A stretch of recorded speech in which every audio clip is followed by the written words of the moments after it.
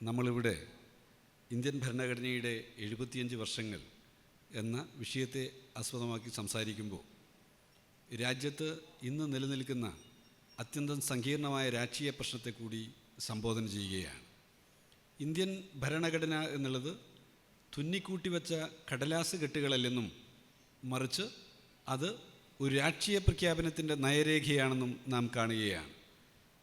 India എന്ന പദം കേവലം സാങ്കേതികാർത്ഥത്തിൽ നിർവചിക്കപ്പെട്ട ഭൂമിശാസ്ത്രപരമായ അതിരുകൾ അല്ലെന്നും മറിച്ച് ആ ഭൂമിശാസ്ത്രപരമായ അതിരുകളെല്ലാം നിലനിൽക്കെ തന്നെ അത് സാമ്രാജ്യത്വവിരുദ്ധ രാഷ്ട്രീയത്തിൻ്റെ ഭാഗമായി രൂപപ്പെട്ട ഒരാശയത്തെ കൂടിയാണ് പ്രതിനിധീകരിക്കുന്നതെന്നും നാം മനസ്സിലാക്കുകയാണ്. ഇന്ത്യ ആ പദം എങ്ങനെയാണോ ഒരു രാഷ്ട്രീയ പ്രഖ്യാപനമായി നിലനിൽക്കുന്നത്, അതുപോലെ ഇന്ത്യൻ ഭരണഘടനയും ഒരു ജനതയുടെ സാമ്രാജ്യത്വവിരുദ്ധ രാഷ്ട്രീയത്തിൻ്റെ മഹാപ്രഖ്യാപനമാണ്. ഇന്ത്യൻ ഭരണഘടന രൂപപ്പെടുന്നതിന് വേണ്ടി നീണ്ട രാപകലുകൾ ഇന്ത്യൻ സ്വാതന്ത്ര്യ സമര പ്രസ്ഥാനത്തിൻ്റെ ഭാഗമായി സഞ്ചരിച്ച മഹാമനുഷ്യർ നടത്തിയ നീണ്ട ചർച്ചകളെക്കുറിച്ച് ഇവിടെ പരാമർശിക്കപ്പെട്ടു കഴിഞ്ഞു. നീണ്ട ദിനരാത്രങ്ങൾ, കറണ്ടില്ലാത്ത ദിവസം ചിമ്മിണിവട്ടത്തിൻ്റെ വെളിച്ചത്തിലെന്ന പോലെ അവർ നടത്തിയ ചർച്ചകൾ. ആ വേളയിലൊരിക്കൽ ഡോക്ടർ രാജേന്ദ്ര പ്രസാദ് പറഞ്ഞു, രാജ്യം ചോരച്ചാലുകളിലൂടെ സഞ്ചരിക്കുകയാണ്, അവർ നാഷൻ ഈസ് ബ്ലീഡിങ്. നമ്മുടെ രാജ്യം ചോരയൊലിപ്പിച്ചുകൊണ്ട് നിൽക്കുമ്പോൾ നാം ഇവിടെ രാജ്യത്തിൻ്റെ ഭാവി തുന്നിച്ചേർക്കുകയാണ്. രാജ്യം ചോരയൊലിച്ചുകൊണ്ട് നിൽക്കുമ്പോൾ നാം ഇവിടെ രാജ്യത്തിൻ്റെ ഭാവി തുന്നിച്ചേർത്തുകൊണ്ടിരിക്കുകയാണ് എന്ന് രാജേന്ദ്ര പ്രസാദ് ആ ഘട്ടത്തിൽ പറഞ്ഞ വാക്കുകൾ അന്നും ഇന്നും പ്രസക്തമാണ്. നമ്മുടെ രാജ്യം എങ്ങനെയാണ് രൂപപ്പെട്ടത്, രാജ്യത്തിൻ്റെ ഭരണഘടന എങ്ങനെയാണ് വിഭാവനം ചെയ്യപ്പെട്ടത് എന്നുള്ളതിൻ്റെ ഒരു ശരാശരി അടിത്തറയായിട്ട് നമുക്ക് ആ വാക്കുകളെ കാണാൻ കഴിയും. പ്രിയപ്പെട്ടവരെ, നമ്മുടെ രാജ്യത്തിൻ്റെ സെക്കുലറിസം, രാജ്യത്തിൻ്റെ മഹത്തായ കാഴ്ചപ്പാട്, ആ സെക്കുലറിസം വെല്ലുവിളിക്കപ്പെടുന്ന വേളയിൽ സെക്കുലറിസം എന്ന പദം അടിയന്തരാവസ്ഥയുടെ നാളുകളിൽ ഇന്ദിരാഗാന്ധി എഴുതി ചേർത്ത് വെച്ച കേവലം ഒരു പദമായി ചിലർ അവതരിപ്പിച്ചുകൊണ്ടേയിരിക്കുന്നുണ്ട്. പക്ഷേ സെക്കുലറിസം എന്ന രാജ്യത്തിൻ്റെ V the people of India, നമ്മൾ ഇന്ത്യക്കാർ പ്രഖ്യാപിക്കുന്നുവെന്ന ആമുഖത്തിൽ, പ്രിയാമ്പിളിൽ, അതിൻ്റെ തുടർച്ചയിൽ ഏറ്റവും ശക്തമായി, ഏറ്റവും തീവ്രമായി അവതരിപ്പിക്കപ്പെടുന്ന മതനിരപേക്ഷ എന്ന ആശയം ഇന്ത്യൻ ഭരണഘടനയുടെ ഓരോ താളുകളിലും നമുക്ക് കാണാൻ കഴിയുന്ന ആശയമാണ്. ആർട്ടിക്കിൾ 14 എല്ലാ പൗരന്മാർക്കും തുല്യാവകാശമെന്ന് പ്രഖ്യാപിക്കുമ്പോൾ അവിടെ ജാതിയോ മതമോ അല്ലെങ്കിൽ മറ്റേതെങ്കിലും തരത്തിലുള്ള പരിഗണനകളോ നിൽക്കുന്നില്ല. ജാതിക്ക്, മതത്തിന്, എല്ലാ തരത്തിലുള്ള വിശേഷണങ്ങൾക്കും മുകളിൽ ഇന്ത്യൻ പൗരന്മാരെയെല്ലാം ഒന്നായി കണ്ടുകൊണ്ട് എല്ലാ പൗരന്മാരും തുല്യരാണെന്ന് പ്രഖ്യാപിക്കുന്ന ആർട്ടിക്കിൾ ഉൾച്ചേർത്ത് വച്ചിട്ടുള്ളതാണ് ഇന്ത്യൻ ഭരണഘടന. അവിടെ മതനിരപേക്ഷത ആ രാഷ്ട്രീയ കാഴ്ചപ്പാടിൻ്റെ ഏറ്റവും സുപ്രധാനമായിട്ടുള്ള ഒന്നായി നിൽക്കുന്നു. അതിൻ്റെ തുടർച്ചയിൽ കേശവാനന്ദ ഭാരതി കേസിൽ സുപ്രീം കോടതിയുടെ നിരീക്ഷണം പ്രസക്തമാണ്. കാരണം സുപ്രീം കോടതി പറഞ്ഞു, ഇന്ത്യൻ ഭരണഘടനയുടെ അടിസ്ഥാന ശിലകളെ, അതിൻ്റെ അടിസ്ഥാന സ്വഭാവത്തെ മാറ്റിമറിക്കുന്നതിന് ഇന്ത്യൻ പാർലമെൻറ്റിന് പോലും അധികാരമില്ല എന്നാണ് സുപ്രീം കോടതി നിരീക്ഷിച്ചത്. എന്താണ് ഇന്ത്യൻ ഭരണഘടനയുടെ അടിസ്ഥാന സ്വഭാവം? ഇന്ത്യൻ ഭരണഘടനയുടെ ഏറ്റവും അടിസ്ഥാനമായി നാം കാണുന്നത് മതനിരപേക്ഷത എന്ന രാഷ്ട്രീയത്തെ കൂടിയാണ്. മതനിരപേക്ഷത എന്ന കാഴ്ചപ്പാടിനെ ഇല്ലാതാക്കുന്നതിന് പാർലമെൻറ്റിൻ്റെ നിയമനിർമ്മാണങ്ങൾക്ക് പോലും സാധ്യമല്ല എന്ന് കേശവാനന്ദ ഭാരതി കേസിൽ സുപ്രീം കോടതി നിരീക്ഷിച്ചിട്ടുള്ളതാണ് ഞാനിവിടെ ഓർമ്മപ്പെടുത്തുന്നത്. ഇന്ത്യൻ ഭരണഘടന എന്ന രാഷ്ട്രീയ പ്രഖ്യാപനത്തെ, ആ രാഷ്ട്രീയ പ്രഖ്യാപനത്തെ അന്തസത്തയിൽ നിന്ന് മാറി നിന്നുകൊണ്ട് ഭരണഘടനയെ നിർവചിക്കുന്നതിന് വേണ്ടി തീവ്രമായ ശ്രമങ്ങൾ പല ഭാഗത്തും നടന്നുകൊണ്ടിരിക്കുന്ന സന്ദർഭത്തിൽ CPIയുടെ ജില്ലാ സമ്മേളനത്തിൻ്റെ ഭാഗമായി നടക്കുന്ന ഈ സെമിനാർ എന്തുകൊണ്ടും പ്രസക്തമാണ് എന്ന് ഓർമ്മപ്പെടുത്തുകയാണ്. ഭരണഘടനയുടെ തുടക്കത്തിൽ തന്നെ we the people of India എന്ന പദം രൂപപ്പെടുത്തുന്നതിന് വേണ്ടി തന്നെ നീണ്ട ചർച്ചകളുണ്ടായി. We the people of India എന്ന് വേണോ, ദൈവനാമത്തിൽ എന്ന് വേണോ, in the name of the God എന്ന് വേണോ എന്നുള്ളതിനെക്കുറിച്ചുള്ള ചർച്ച ഭരണഘടനയുടെ ആമുഖ രൂപീകരണത്തിലുണ്ടായി. ഭരണഘടനയുടെ പ്രിയാമ്പിൾ എഴുതപ്പെട്ടത് ഭരണഘടനയുടെ മറ്റെല്ലാ പ്രവർത്തനങ്ങൾക്കും മറ്റെല്ലാ നിലയിലുള്ള ആർട്ടിക്കിളുകളും എഴുതപ്പെട്ടതിന് ശേഷമാണ്. ഏറ്റവും അവസാനമായിട്ടാണ് ഇന്ത്യൻ ഭരണഘടനയുടെ ഡ്രാഫ്റ്റ് കമ്മിറ്റിയുടെ അംഗങ്ങൾ പ്രിയാമ്പിളിലേക്ക് കടന്നത്. ആ പ്രിയാമ്പിളിൻ്റെ ചർച്ചയിൽ ഒരു പറ്റം ആളുകൾ പറഞ്ഞു, in the name of God എന്ന് ഭരണഘടനയുടെ ആമുഖത്തിൽ പറയണമെന്ന്. പക്ഷേ ആ ഭരണഘടനാ അസംബ്ലിയിലെ ഭൂരിപക്ഷ അംഗങ്ങളും പറഞ്ഞു, അത് ഇന്ത്യൻ ഭരണഘടനയുടെ നാം രൂപപ്പെടുത്തിയിട്ടുള്ള ഈ ഭരണഘടനയിൽ എല്ലാ പൗരന്മാർക്കും നൽകുന്ന തുല്യാവകാശത്തെ എല്ലാ അർത്ഥത്തിലും എല്ലാ മതങ്ങളെയും എല്ലാ മറ്റ് ഇതര വിഭാഗങ്ങളെയും തുല്യമായി കാണുന്ന കാഴ്ചപ്പാടിനെതിരായി നിൽക്കും എന്ന കാഴ്ചപ്പാടിലേക്ക് വരികയും അങ്ങനെയാണ് V the people of India എന്ന പദം, നമ്മൾ ഇന്ത്യക്കാർ പ്രഖ്യാപിക്കുന്നു എന്ന പദം ഭരണഘടന ആമുഖത്തിലേക്ക് കടന്നു വരുന്നത്. അതിൻ്റെയും തുടർച്ചയിൽ നാം കാണുകയാണ്. അവിടെ രസകരമായ സംഭവങ്ങളൊക്കെ ഉണ്ടായി. അവിടെ അന്ന് മിസ്സസ് ചൗധരി പറയുകയുണ്ടായി, എങ്കിൽ in the name of God എന്ന് പറയുന്നതിന് പകരമായി ഗോഡസ് എന്ന് ഉപയോഗിച്ചുകൂടെ എന്ന് തമാശ രൂപേണ ചോദിക്കുകയുണ്ടായി. ഇങ്ങനെയുള്ള ചോദ്യങ്ങൾ, ഇങ്ങനെയുള്ള ചർച്ചകൾ അവിടെ ഉയർന്നു വന്നിട്ടുണ്ടായിരുന്നു എന്നുള്ളത് ഓർമ്മപ്പെടുത്തുകയാണ്. ആ ഭരണഘടനാ അസംബ്ലിയിൽ തന്നെ വലതുപക്ഷത്തിൻ്റെതായ രാഷ്ട്രീയ കാഴ്ചപ്പാടുകൾ അവതരിപ്പിച്ചിട്ടുള്ള നിരവധി ആളുകളുണ്ടായിരുന്നു. ഞാനിവിടെ ഓർമ്മപ്പെടുത്തുന്നത് ആ വലതുപക്ഷത്തിൻ്റെ രാഷ്ട്രീയ സ്വഭാവം അവതരിപ്പിച്ച ആളുകൾ എന്നുള്ളത് അവർ മതത്തെ, അതോടൊപ്പം തന്നെ ഭാഷയെ, അതോടൊപ്പം തന്നെ വൈജാത്യങ്ങളെ, ആ വൈജാത്യങ്ങൾ ഉയർത്തി കാട്ടുന്നതിന് വേണ്ടി ശ്രമിച്ച ചിലർ കൂടിയാണ്. ആ യോഗത്തിലാണ് അവിടെ ആർ വി ധുലേർക്കർ പ്രസംഗിച്ചത്, ഹിന്ദുസ്ഥാനിൽ ഹിന്ദി അറിയാത്ത ആളുകൾക്ക് ഈ ഭരണഘടനാ നിർമ്മാണ സഭയിലും പാർലമെൻറ്റിലും സംസാരിക്കുന്നതിന് അവകാശമില്ലെന്ന പദപ്രയോഗമുണ്ടായത്. സൗത്ത് ഇന്ത്യയിൽ നിന്നുള്ള ആളുകൾ അതിനെ വലിയ നിലയിലുള്ള ബഹളത്തോടുകൂടി അതിനെ നേരിടുകയാണ് ചെയ്തത്. ഞാനിവിടെ ഓർമ്മപ്പെടുത്തുന്നത്, തുടക്കത്തിൽ തന്നെ ഭാഷാവിവേചനത്തിൻ്റെതായിട്ടുള്ള വിഷം കുത്തി നിറക്കുന്നതിന് വേണ്ടി ശ്രമിച്ചിട്ടുള്ള ഒരു കൂട്ടത്തെ നാം ഇന്ത്യയുടെ പല കോണുകളിലും കണ്ടിട്ടുണ്ട് എന്നുള്ളത് ഓർമ്മപ്പെടുത്താനാണ്. പക്ഷേ ഇന്ത്യൻ ഭരണഘടന ഏതെങ്കിലും ഭാഷയെ, ഏതെങ്കിലും തരത്തിലുള്ള ഭാഷാ അധിനിവേശത്തെ, ഭാഷയുടെ അടിച്ചേൽപ്പിക്കലിനെ പ്രോത്സാഹിപ്പിച്ചിട്ടുള്ള ഒന്നല്ല. എല്ലാ ഭാഷയെയും തുല്യമായി കാണാൻ പറ്റുന്ന നിലയിൽ എല്ലാ ഭാഷയും രാജ്യത്ത് പരിഗണിക്കപ്പെടേണ്ടതാണ് എന്ന ഏറ്റവും കൃത്യമായ വീക്ഷണം മുന്നോട്ട് വെക്കുകയാണ് ചെയ്തിട്ടുള്ളത്. ഹിന്ദി എന്നുള്ള ഭാഷയ്ക്ക് വലിയ പ്രാധാന്യമുണ്ടെന്നും ആ ഭാഷ പഠിക്കാത്തവർ, ആ ഭാഷ പ്രയോഗിക്കാൻ അറിയാത്തവർ ഇന്ത്യയുടെ ഭരണഘടനാ നിർമ്മാണ സഭയിലോ അല്ലെങ്കിൽ ഇന്ത്യൻ പാർലമെൻറ്റിലോ ഇരിക്കാൻ അവകാശമില്ലാത്തവരാണ് എന്ന് പറഞ്ഞവരോട് എൻ്റെ മാതൃഭാഷയ്ക്ക് നിങ്ങളുടെ ഭാഷയ്ക്ക് തതുല്യമായ മേന്മയുണ്ടെന്നും എൻ്റെ മാതൃഭാഷയിൽ സംസാരിച്ചുകൊണ്ട് എനിക്ക് ഇന്ത്യയുടെ എല്ലാ നിയമനിർമ്മാണ സഭകളിലും ഇരിക്കാൻ അവകാശമുണ്ടെന്നും പറഞ്ഞിട്ടുള്ള ഭൂതകാലത്തെ ഞാനൊന്ന് ഓർമ്മപ്പെടുത്തി എന്നുള്ളത് മാത്രം ഓർമ്മിക്കുക. ഇന്നും അതിൻ്റെ ആവർത്തനങ്ങൾ വന്നുകൊണ്ടിരിക്കുകയാണ്. ഹിന്ദി ഭാഷ പ്രോത്സാഹനത്തിന് വേണ്ടി വലിയ തുക നീക്കി വെക്കുമ്പോൾ, സംസ്കൃത ഭാഷാ പഠന പ്രോത്സാഹനത്തിന് വേണ്ടി കോടികൾ നീക്കി വെക്കുമ്പോൾ ഇതര ഭാഷകളെ അവഗണിക്കുന്ന വർത്തമാനത്തിലാണ് നാം ജീവിക്കുന്നത്. സംസ്കൃതം പഠിപ്പിക്കുന്നതിന് വേണ്ടി 800 കോടി രൂപ, 25,000 ആളുകളുടെ മാത്രം ലിവിങ് ലാംഗ്വേജ് ആയിട്ടുള്ള ഒരു ഭാഷ പഠിപ്പിക്കാൻ 800 കോടിയിലധികം രൂപ ചെലവഴിച്ചപ്പോൾ 3.5 കോടി മനുഷ്യർ സംസാരിക്കുന്ന മലയാള ഭാഷയുടെ പ്രോത്സാഹനത്തിന് വേണ്ടി നീക്കിവെച്ച തുക എത്രയെന്ന് അന്വേഷിക്കുന്നത് രസകരമായിരിക്കും. അത് 3 കോടിയിൽ ചുവടെയായിരുന്നു. ഓർമ്മിക്കുക, ഒഡീഷ ഭാഷ പഠിക്കുന്നതിന് വേണ്ടി നീക്കിവെച്ച തുക അത് 0 ഓർമ്മിക്കുക, 10 കോടി മനുഷ്യർ സംസാരിക്കുന്ന തമിഴ് ഭാഷ പഠിപ്പിക്കുന്നതിന് വേണ്ടി, പ്രോത്സാഹിപ്പിക്കുന്നതിന് വേണ്ടി നീക്കിവെച്ച തുക വളരെ ചെറിയ തുക മാത്രമായിരുന്നു. ഭാഷാ വേർതിരിവുകൾ, ഭാഷയെ ഉപയോഗപ്പെടുത്തിക്കൊണ്ടുള്ള അടിച്ചമർത്തലുകൾ വലിയ നിലയിൽ മുന്നോട്ട് വെക്കപ്പെടുന്ന ഒരു രാഷ്ട്രീയ സാഹചര്യത്തിൽ കൂടിയാണ് നാം ജീവിക്കുന്നത് എന്നുള്ളത് കൊണ്ട് തന്നെ ഭരണഘടന മുന്നോട്ട് വെക്കുന്ന ബഹുസ്വരതയെ, നാനാത്വത്തിൽ ഏകത്വമെന്ന കാഴ്ചപ്പാടിനെ ആവർത്തിച്ച് നമുക്ക് പറഞ്ഞുകൊണ്ടേയിരിക്കേണ്ടി വരുമെന്നുള്ളത് വർത്തമാനത്തിലെ ഓർമ്മപ്പെടുത്തലാണ്. ഹിന്ദി ഭാഷ അടിച്ചേൽപ്പിക്കുന്നതിനായി നാം സംസാരിക്കുന്നു എന്നുള്ളതിനർത്ഥം നാം ഹിന്ദി ഭാഷ വിരോധികളാണ് എന്നുള്ളതല്ല. ഹിന്ദി ഭാഷയിൽ ഇറങ്ങുന്ന സിനിമകൾ കാണുന്നവരാണ് നാം. അമീർ ഖാൻ്റെ സിനിമ, ആ താരേ സമീർ പർ കണ്ടിട്ട് ആ പിഞ്ചുകുട്ടിയുടെ സങ്കടങ്ങൾ, ആ പിഞ്ചുകുട്ടിയുടെ ഏറ്റവും രസകരമായിട്ടുള്ള അഭിനയത്തെ ഹൃദയത്തോട് ചേർത്ത് വെച്ചിട്ടുള്ള ആളുകളാണ് നാം. ഷാരൂഖ് ഖാൻ്റെ സിനിമകൾ നാം കാണാറുണ്ട്, ഇഷ്ടപ്പെടാറുണ്ട്. അതുപോലെ ഹല്ലാബോൾ എന്ന് വിളിച്ചു പറഞ്ഞ സഫ്ദർ ഹാഷ്മിയുടെ നാടകം ഹൃദയത്തിൽ ഏറ്റുവാങ്ങിയവരാണ് നാം ഹിന്ദി ഭാഷ വിരോധികളല്ല. പക്ഷേ ഹിന്ദി ഭാഷയുടെ എന്നുള്ളത് ഈ രാജ്യത്തിലെ ഒരു പ്രത്യേക മതവിഭാഗത്തിൻ്റെ ഭാഷയാണെന്നും ഉറുദു എന്നുള്ളത് മറ്റൊരു മതവിഭാഗത്തിൻ്റെ ഭാഷയാണെന്നും പറഞ്ഞു ഹിന്ദു വേഴ്സസ് ഉറുദു, ഇസ്ലാം വേഴ്സസ് ഹിന്ദു എന്ന് അവതരിപ്പിക്കുമ്പോൾ ഇന്ത്യൻ ഭരണഘടന മുന്നോട്ട് വെക്കുന്ന എല്ലാ ഭാഷയ്ക്കും തുല്യമായ പരിഗണന എന്ന രാഷ്ട്രീയത്തെ ഉയർത്തിപ്പെടുത്തുക എന്നുള്ളത് സുപ്രധാനമായിട്ടുള്ള കടമയാണ്. ഉറുദുവിനെ എല്ലാ അർത്ഥത്തിലും അവഗണിക്കുന്ന, അറബിയെ അവഗണിക്കുന്ന, ജർമ്മൻ ഭാഷയുൾപ്പെടെ പഠിപ്പിക്കണമെന്ന ഉത്തരവ് നാഷണൽ എഡ്യൂക്കേഷൻ പോളിസിയുടെ ഭാഗമായിട്ട് വരികയും എന്നാൽ ഉറുദു, അറബി അവഗണിക്കപ്പെടുകയും ചെയ്യുന്ന വർത്തമാനത്തിൽ എല്ലാ ഭാഷയും പരിഗണിക്കപ്പെടണമെന്നുള്ളത് പറയുക എന്നുള്ളത് രാഷ്ട്രീയ ചുമതലയായി കാണുകയും ഇന്ത്യൻ ഭരണഘടനയുടെ രാഷ്ട്രീയത്തെ ഉയർത്തിപ്പിടിക്കുന്ന ഒരു കടമയായത് നാം ഓർമ്മപ്പെടുത്തുകയും ചെയ്യുകയാണ്. നോക്കൂ, ഉറുദു വേഴ്സസ് ഹിന്ദി എന്ന് അവതരിപ്പിക്കുന്നവരോട് നാം പറയുന്നത് എന്താണ്? ഭഗത് സിംഗ് ലാഹോറിൻ്റെ ജയിലറയിൽ നിന്ന് തൂക്കുമരത്തിലേക്ക് നടന്നു പോകുമ്പോൾ തൻ്റെ സഹപ്രവർത്തകരോടൊപ്പം രാജ്ഗുരുവിനോടും സുഖ്ദേവിനോടും ഒപ്പം ചേർന്ന് പാടിയ പാട്ട് പണ്ഡിറ്റ് ബിസ്മിലിൻ്റെ സർഫരോഷി കി തമന്ന അബ് ഹമാര ദിൽ മേ ഹേ എന്നുള്ളതായിരുന്നു. പണ്ഡിറ്റ് ബിസ്മിലിൻ്റെ ഉറുദു പാട്ട് പാടിക്കൊണ്ടാണ് ഭഗത് സിംഗ് നടന്നു പോയത് എന്നുള്ളത് സുപ്രധാനമാണ്.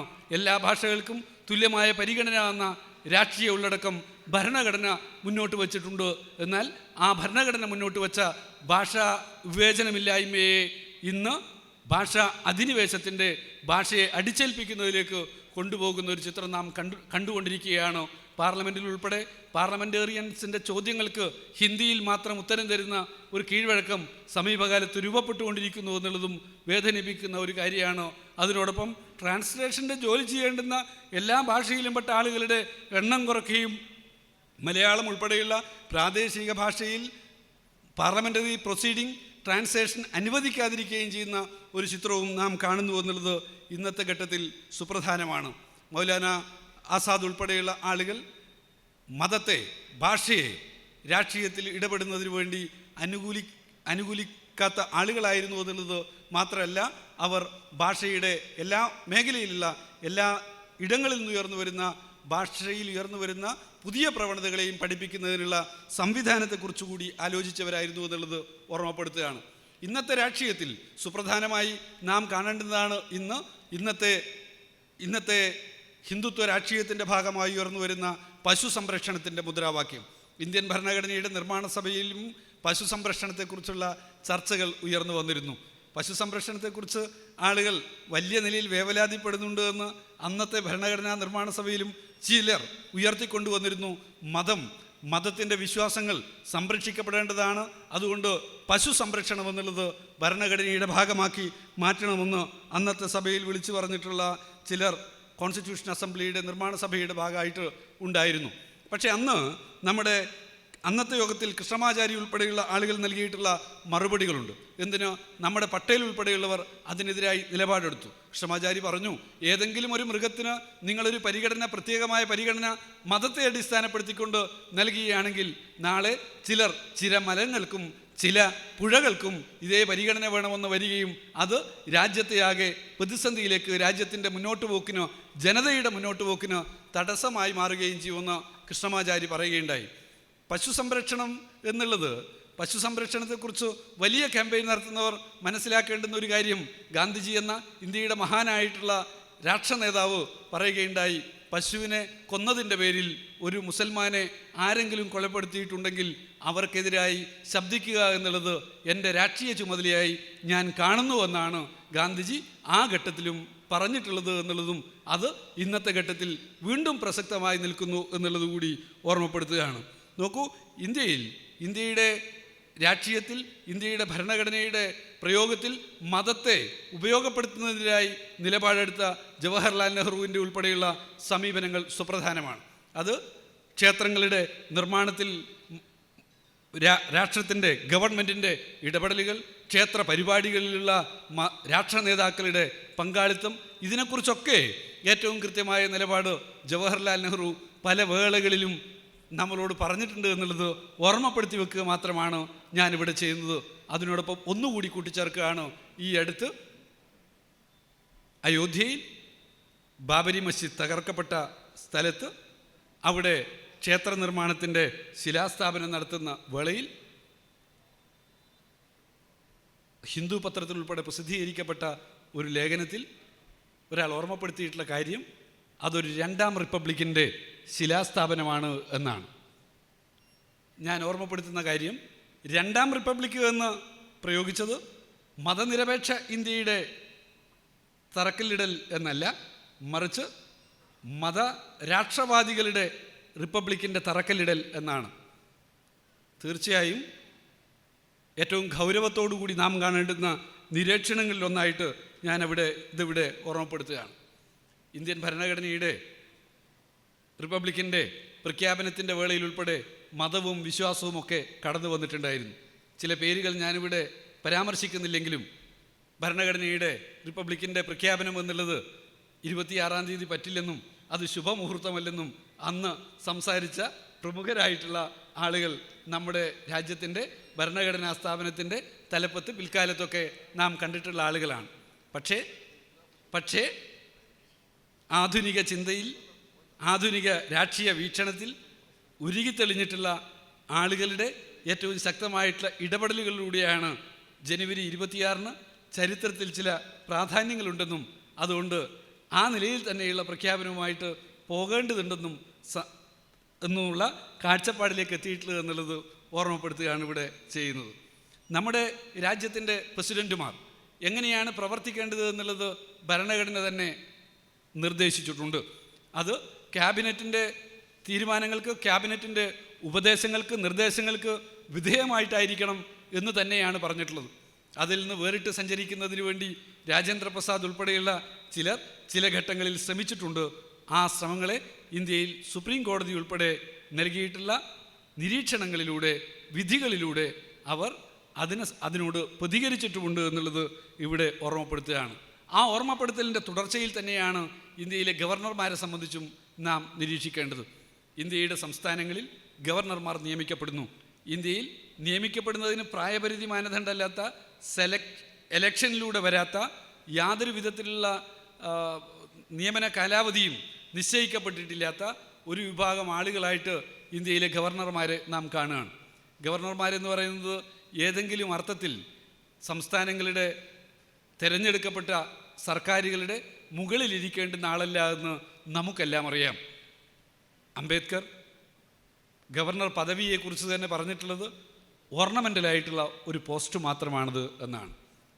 ഓർണമെൻ്റലായിട്ടുള്ള ഒരു പോസ്റ്റ് മാത്രമാണ് എന്ന് അംബേദ്കർ പറഞ്ഞിട്ടുണ്ടെങ്കിലും ഇന്ന് നമ്മുടെ രാജ്യത്തെ സംസ്ഥാനങ്ങളിൽ ഗവർണർമാർ എന്നുള്ളത് തിരഞ്ഞെടുക്കപ്പെട്ട സംസ്ഥാന സർക്കാരുകളുടെ പ്രവർത്തനങ്ങളെ എല്ലാ അർത്ഥത്തിലും പ്രയാസപ്പെടുത്തുന്ന ആളുകളുടെ പേരാണ്. എങ്ങനെയാണ് ഗവർണർമാരിങ്ങനെ പ്രവർത്തിക്കുന്നത്?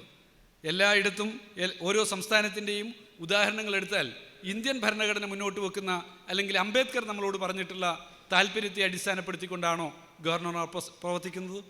ഇന്ത്യയിൽ സംസ്ഥാനങ്ങളുടെയും സംസ്ഥാനങ്ങളിലെ ജനങ്ങളുടെയും താല്പര്യാനുസരണം ഞാൻ പ്രവർത്തിച്ചു കൊള്ളാമെന്ന് പ്രതിജ്ഞ എടുക്കുന്ന ഒരൊറ്റ ഭരണഘടനാ സ്ഥാപനമേ ഉള്ളൂ, ഒരൊറ്റ പോസ്റ്റ് മാത്രമേ ഉള്ളൂ, അത് ഗവർണർ പോസ്റ്റാണ്.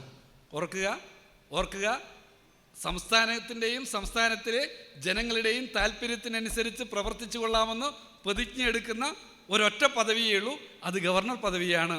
എന്നാൽ എങ്ങനെയാണ് അതിൻ്റെ ഏറ്റവും വിപരീത ദിശയിൽ സഞ്ചരിക്കാമെന്നുള്ള കാര്യമാണ് ഗവർണർമാർ ഗവേഷണം നടത്തിക്കൊണ്ടിരിക്കുന്നത്.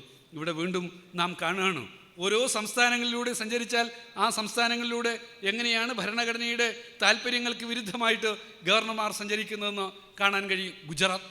ഗുജറാത്തിലാണ് നേരത്തെ ഗവർണറായിരിക്കെ കമലാദേവി ബെനിവാല് അവർ അന്ന് വൈസ് ചാൻസലർമാരെ അപ്പോയിൻമെൻറ്റ് ചെയ്യുന്ന സമയത്ത് ഗവർണർ ഇടപെടുകയും സംസ്ഥാന സർക്കാരിൻ്റെ തീരുമാനത്തിനെതിരായിട്ട് ആളുകളെ നിശ്ചയിച്ചു. അന്ന് ഗുജറാത്തിലെ സംസ്ഥാന സർക്കാർ നിയമം പാസ്സാക്കിക്കൊണ്ട് അവിടെ വൈസ് ചാൻസലറുടെ നിയമനാധികാരം സംസ്ഥാനങ്ങൾക്ക് നൽകുന്നതിന് വേണ്ടി ശ്രമിക്കുകയുണ്ടായി. അന്ന് ഗുജറാത്തിൻ്റെ മുഖ്യമന്ത്രിയുടെ പേര് ഇന്നത്തെ ഇന്ത്യയുടെ പ്രധാനമന്ത്രിയുടെ പേരാണ്. നോക്കൂ, ആ ഗുജറാത്തിൽ നിന്ന് നാം ഓരോ സംസ്ഥാനങ്ങളിലേക്ക് നോക്കുമ്പോൾ സംസ്ഥാനങ്ങളുടെ പൊതുചിത്രം എന്താണ്? തമിഴ്നാട്ടിലേക്ക് എടുത്താൽ തമിഴ്നാട്ടിലെ അസംബ്ലി അവർ പ്രമേയം പാസ്സാക്കി. ആ പ്രമേയത്തിൽ അവർ പറഞ്ഞു ഗവർണറെ മാറ്റണം, ഗവർണറെ തിരിച്ചു വിളിക്കണമെന്ന് പ്രമേയം പാസ്സാക്കുകയുണ്ടായി.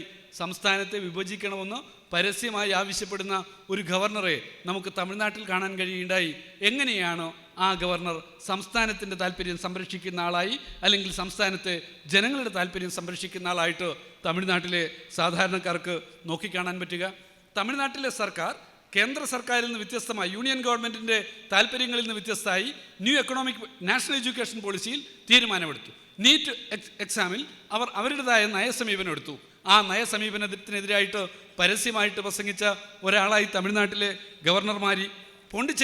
പോണ്ടിച്ചേരിയിലെ ലഫ്റ്റനന്റ് ഗവർണർ രസകരമായൊരു പ്രഖ്യാപനം നടത്തി. നിങ്ങൾ ഓർമ്മിക്കുന്നുണ്ടാവും, ആ പോലീസുകാരിയായിട്ടുള്ള സ്ത്രീയെ, റിട്ടയർഡ് ആയിട്ടുള്ള പോലീസുകാരിയായിട്ടുള്ള തീഹാർ ജയിലൊക്കെ അടിച്ച് നിരപ്പാക്കി എന്ന് പറയുന്ന ഒരു സ്ത്രീയെ നിങ്ങൾ ഓർമ്മിക്കുന്നുണ്ടാവും. ആ സ്ത്രീ ലഫ്റ്റനന്റ് ഗവർണറായിട്ട് പോണ്ടിച്ചേരിയിലിരിക്കെ അവരൊരു പ്രഖ്യാപനം നടത്തി,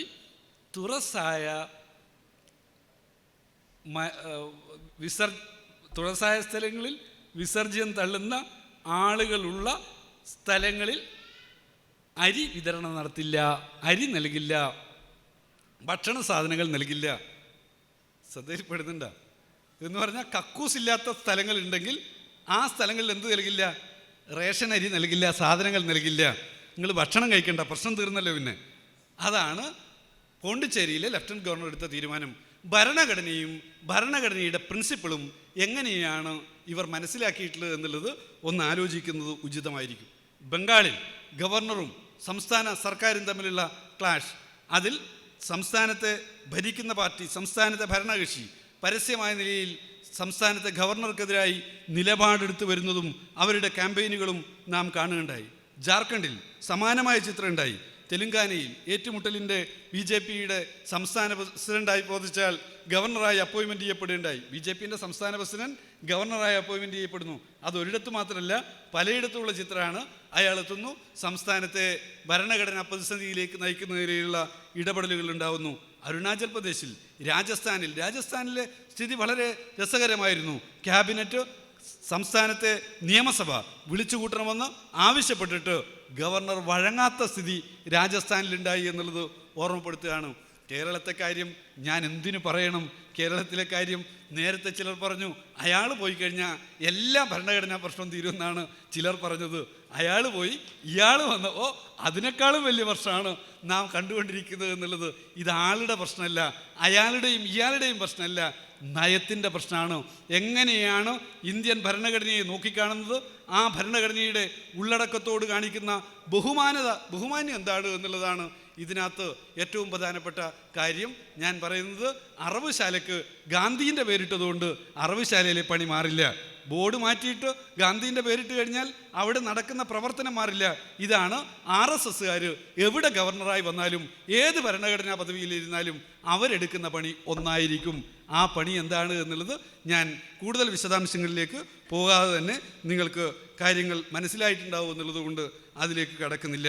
ഇന്ത്യൻ ഭരണഘടനയോട് എന്താണ് RSS എടുത്ത സമീപനം? RSS തുടക്കത്തിൽ തന്നെ ഇന്ത്യൻ ഭരണഘടന എന്ന് പറയുന്നത് ഈ ഭാരതത്തിൻ്റെ മഹത്തായ പാരമ്പര്യത്തിന് നിരക്കുന്നതല്ല എന്നാണ് പറഞ്ഞത്. എന്താണ് ഭാരതത്തിൻ്റെ മഹത്തായ പാരമ്പര്യം എന്നുള്ളതിലേക്ക് പോകുന്നതിന് മുമ്പ് ഞാനൊരു ചെറു സംഭാഷണം നിങ്ങളുടെ മുന്നിലേക്ക് നിങ്ങളുടെ ശ്രദ്ധയിൽപ്പെടുത്തുകയാണ്.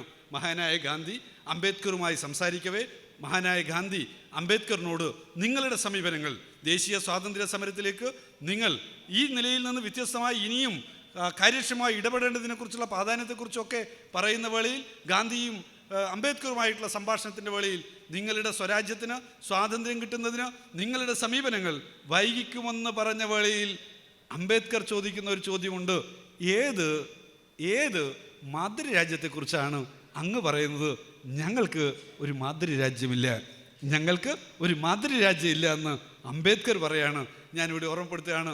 അംബേദ്കർ ഇത് പറയുന്നതിന് കാരണം, വെള്ളമെടുക്കാൻ, പൊതു കിണറിൽ നിന്ന് വെള്ളമെടുക്കാൻ അവകാശമില്ലാത്ത മനുഷ്യർക്ക്, പൊതുകുളത്തിൽ നിന്ന് കുളിക്കാൻ അവകാശമില്ലാത്ത മനുഷ്യർക്ക്, പൊതുവഴിയിലൂടെ നടക്കാൻ അവകാശമില്ലാത്തവർക്ക് ഏതു മാതൃരാജ്യമെന്ന് അംബേദ്കർ ചോദിക്കുന്നുണ്ട്.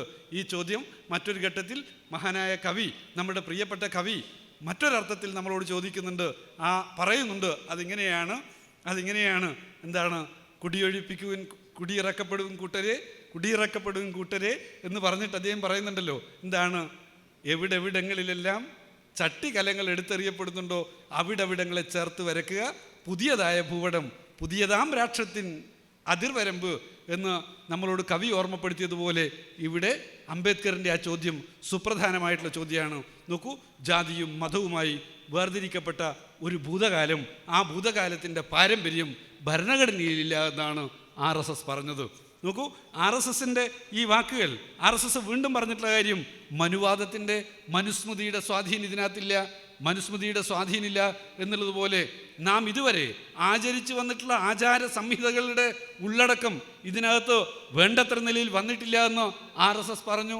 RSS ഭരണഘടനയെയും ഇന്ത്യയുടെ പതാകയെയും ദേശീയ പതാകയെയും എതിർത്തുകൊണ്ട് ലേഖനങ്ങൾ ഉൾപ്പെടെ പ്രസിദ്ധീകരിക്കുകയുണ്ടായി.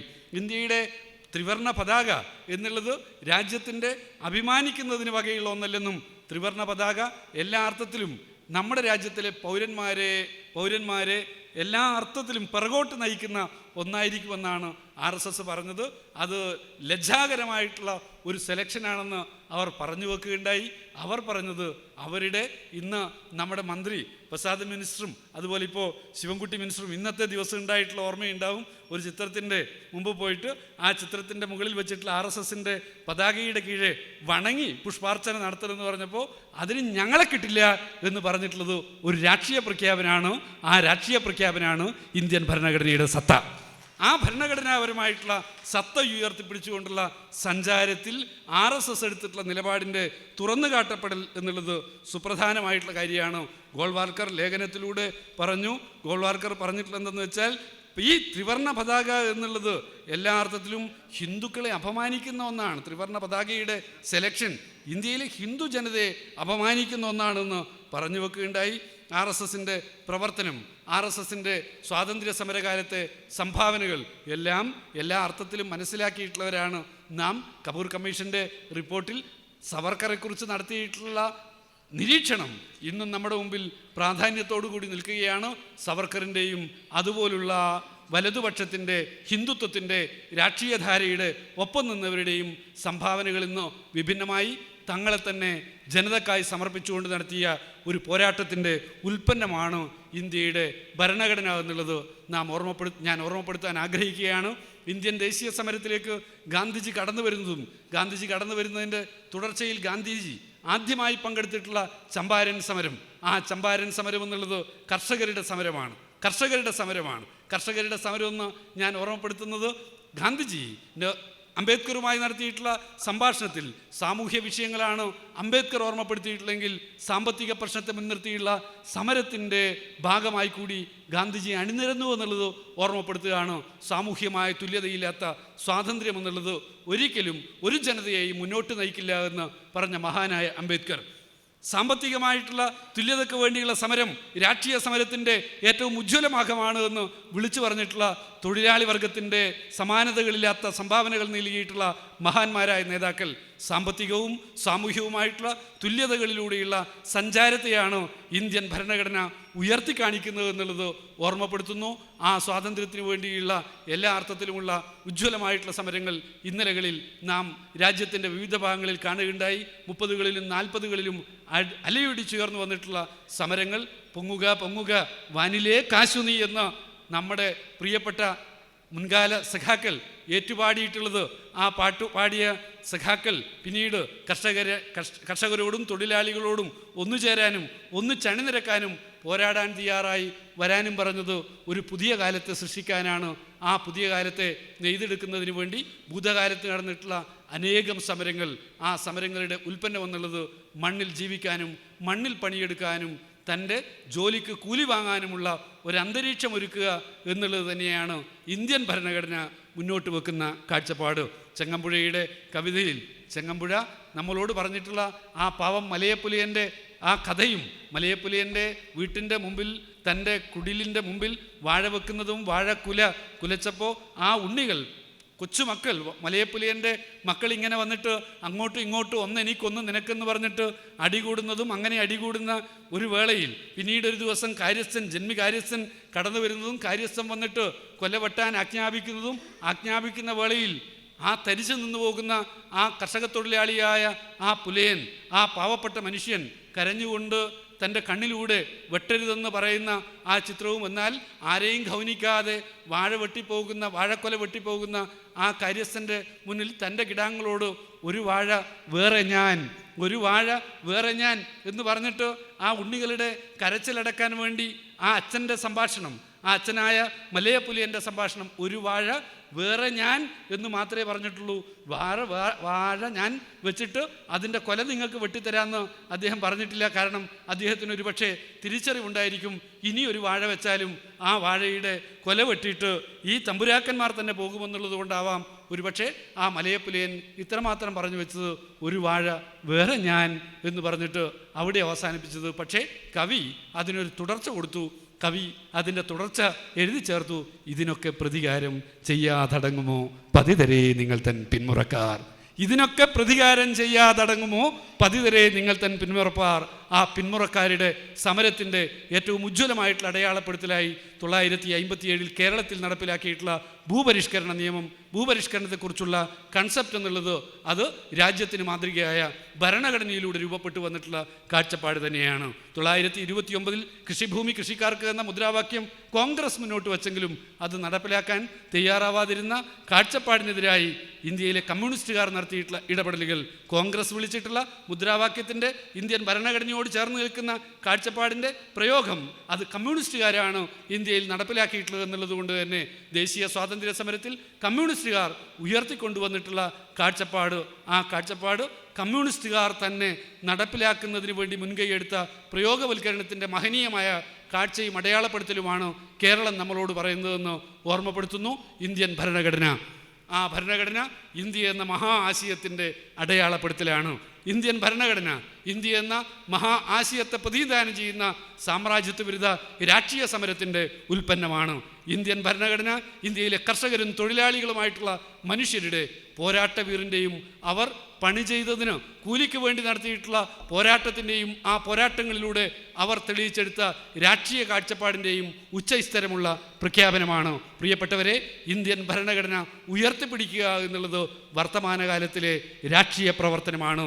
ഇന്ത്യൻ ഭരണഘടന ഉയർത്തിപ്പിടിക്കുക എന്ന രാഷ്ട്രീയ കാഴ്ചപ്പാട് ഇന്ത്യയിലെ മതരാഷ്ട്രവാദികൾക്കെതിരായിട്ടുള്ള സമരപ്രഖ്യാപനം കൂടിയാണ് എന്ന് മാത്രം ഓർമ്മപ്പെടുത്തി നിറഞ്ഞ ഹൃദയത്തോടെ CPIയുടെ കണ്ണൂർ ജില്ലാ സമ്മേളനത്തിന് വേണ്ടി ഒരുങ്ങുന്ന പ്രിയപ്പെട്ട സഖാക്കളെ, എല്ലാ അഭിപ്രായ വ്യത്യാസങ്ങൾക്കും മുകളിലാണ് തൊഴിലാളി വർഗത്തിൻ്റെ ഒന്നിച്ചുള്ള രാഷ്ട്രീയ സമരം എന്ന് ഓർമ്മപ്പെടുത്തിക്കൊണ്ട് ഇന്നത്തെ ഇന്ത്യയിൽ CPIയുടെയും CPIഎമ്മിൻ്റെയും ഏറ്റവും പ്രധാനപ്പെട്ട കടമ എന്നുള്ളത് തൊഴിലാളി വർഗത്തെ ചേർത്ത് നിർത്തിക്കൊണ്ടുള്ള ഐക്യത്തിൻ്റെ മഹാപന്താവ് മെനഞ്ഞെടുക്കുകയാണ് എന്ന് മാത്രം ഓർമ്മപ്പെടുത്തി സഹോദര പ്രസ്ഥാനത്തിൻ്റെ ഭാഗമായി നിന്നുകൊണ്ട് എല്ലാവിധത്തിലുള്ള അഭിവാദ്യങ്ങളും നേർന്നുകൊണ്ട് ഞാൻ അവസാനിപ്പിക്കുന്നു. നന്ദി, നമസ്കാരം.